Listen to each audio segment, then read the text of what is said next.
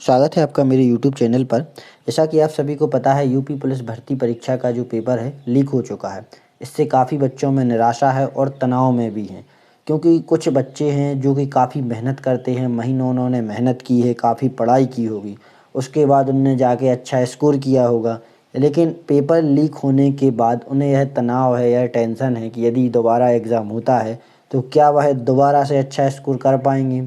या एक समस्या यह भी है कि यदि उन्होंने इस पेपर में अच्छा स्कोर किया है, लेकिन यदि पेपर कैंसिल नहीं होता है और पेपर लीक हो चुका है और ज़्यादा बच्चों के पास पेपर पहुंच गया होगा, तो उनका अच्छा स्कोर करने के बाद भी सिलेक्शन होगा या नहीं होगा। मतलब पढ़ने लिखने वाले बच्चों को तो दोनों तरफ से समस्या है। यदि री एग्ज़ाम होता है तो भी उन्हें समस्या है और नहीं होता है तो भी बेचारे परेशान ही होंगे। तो इसमें उनकी क्या गलती है जिन्होंने महीनों से पढ़ाई की, सालों से मेहनत कर रहे हैं, पढ़ रहे हैं, उसके बाद अच्छा स्कोर कर रहे हैं। हो सकता है री एग्ज़ाम हो, लेकिन फिर भी वह अच्छी मेहनत या तनाव के चलते वह दोबारा से अच्छा स्कोर ना कर पाएँ, वो अंक ना प्राप्त कर पाएँ जो अंक उन्होंने पहली बार में प्राप्त कर लिए हों। उनके मन में पुनः डर रहे कि हो सकता है पुनः एग्ज़ाम वो हो जाए, लीक हो जाए। सरकार को एक ऐसे कुछ कानून बनाने चाहिए जिससे इस प्रकार के तत्वों पर ऐसी कार्रवाई हो कि कभी पेपर लीक ना हो, क्योंकि बच्चे बहुत मेहनत करते हैं, बहुत मेहनत और कोशिश के बाद वो इस मुकाम पर पहुंचते हैं कि यदि किसी का एग्ज़ाम निकले या अच्छा स्कोर प्राप्त कर पाएँ। मेरे हिसाब से तो इनको पर्सनली रूप से फांसी दे देनी चाहिए जो साले ये पेपर लीक जैसी घटनाओं को अंजाम देते हैं। ये धरती पर रहने लायक है ही नहीं, ये बच्चों के भविष्य के साथ खिलवाड़ है। इनके लिए तो ऐसी नरक नरक में भी जगह नहीं मिलनी चाहिए। इसी घटना से संबंधित आज की वीडियो में हम चर्चा करेंगे। तो जैसा कि आप सभी को पता है कि यूपी पुलिस संबंधी पेपर लीक संबंधी मामले में क्या कार्रवाई चल रही है, तो देखेंगे हम। यूपी पुलिस कांस्टेबल परीक्षा 2024 पेपर लीक के आरोपों के बीच परीक्षा रद्द करने की मांग। भाई सभी लोग मांग कर रहे हैं कि परीक्षा रद्द हो जाए। यूपी पुलिस कांस्टेबल भर्ती परीक्षा 2024 लगातार चर्चा में बनी है। परीक्षा का आयोजन 17 और 18 फरवरी को हुआ था और 18 फरवरी की शाम से ही खबरें वायरल हो गई थी कि पेपर लीक हो चुका है।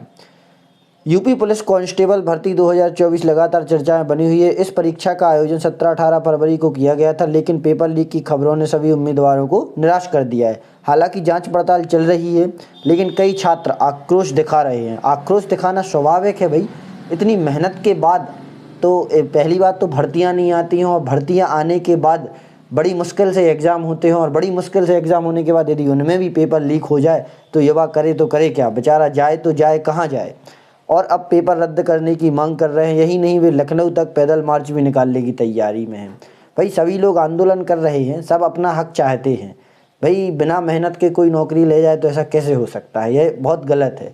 लखनऊ तक पैदल मार्च। यूपी पुलिस पेपर लीक खबरों के बीच युवाओं ने मंगलवार 20 फरवरी को कई जिलों में विरोध प्रदर्शन किया है। यूपी प्रतापगढ़ में युवा नारेबाजी करते हुए तहसील तक जा पहुंचे और एसडीएम को इस बारे में ज्ञापन सौंपा।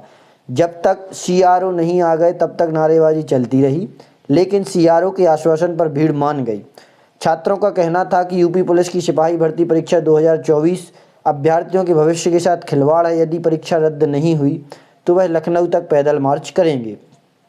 UP police exam paper leak मामले में बोर्ड ने गठित की जांच कमेटी। भाई जांच कमेटी का गठन हो गया है, और अब उसके बाद देखते हैं क्या बोर्ड निर्णय लेता है, क्या कमेटी निर्णय लेती है कि री एग्ज़ाम हो या नहीं हो।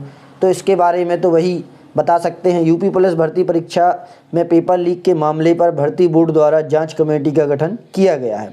बोर्ड की अध्यक्ष रेणुका मिश्रा ने फ़ोन पर आज तक से बातचीत में कहा है कि अभ्यर्थियों द्वारा सोशल मीडिया पर जो समस्याएं बताई जा रही हैं, उन समस्याओं को देखते हुए बोर्ड द्वारा इंटरनल जांच, आंतरिक जांच की जाएगी। आप देख सकते हैं इस प्रकार से युवा ज्ञापन देने पहुंच रहे हैं। पेपर की जो कटिंग है जो कि लीक हुआ था, मेरे हिसाब से तो भाई कड़ी से कड़ी कार्रवाई होना चाहिए और री एग्ज़ाम होना चाहिए। लेकिन अच्छी बात है, लेकिन सरकार को इस प्रकार से कड़े प्रबंध करने चाहिए कि री एग्ज़ाम की आवश्यकता ही ना हो। इसमें ऐसा हो जाता है कि कभी कभी कोई बच्चा है जो उसने पहली बार में अच्छे मेहनत करके हो सकता है वो अच्छा स्कोर प्राप्त कर ले, लेकिन यदि वो दोबारा परीक्षा में अच्छा स्कोर नहीं प्राप्त कर सके, किसी तनाव में आ जाए, कई बच्चे ज़्यादा तनाव में आकर कुछ गलत कदम भी उठा लेते हैं, सभी सहन नहीं कर पाते हैं। एक तो महीनों सालों कई लंबे इंतज़ार के बाद भर्तियाँ आती हैं तो उनके एग्ज़ाम नहीं होते, और यदि एग्ज़ाम भी होते हैं तो ये जो गिरोह वाले हैं ये पेपर लीक करा देते हैं। तो आखिर बेरोज़गार युवा जाए तो जाए कहाँ, करे तो करे क्या? उसके लिए तो लिख के तय है कि मरना तय है। आशा करता हूँ आपको वीडियो पसंद आई होगी और जानकारी अच्छी लगी होगी। जानकारी अच्छी लगी हो तो लाइक करें, वीडियो को शेयर करें।